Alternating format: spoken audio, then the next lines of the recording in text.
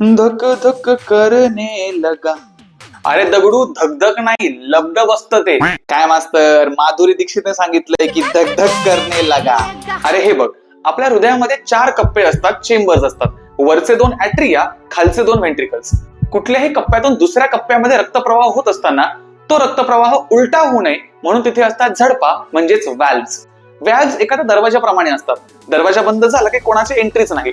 तसंच व्हॅल्व्स बंद झाले की रक्तप्रवाह उलटा होण्याचा प्रश्नच नाही. त्यामुळे जेव्हा ऍट्रियामधून ब्लड व्हेंट्रिकल्स मध्ये जातं तिथे ट्रायकस्पिड आणि बायकस्पिड व्हॅल्व्स असतात जे बंद होतात आणि त्यांचा आवाज येतो लब असा.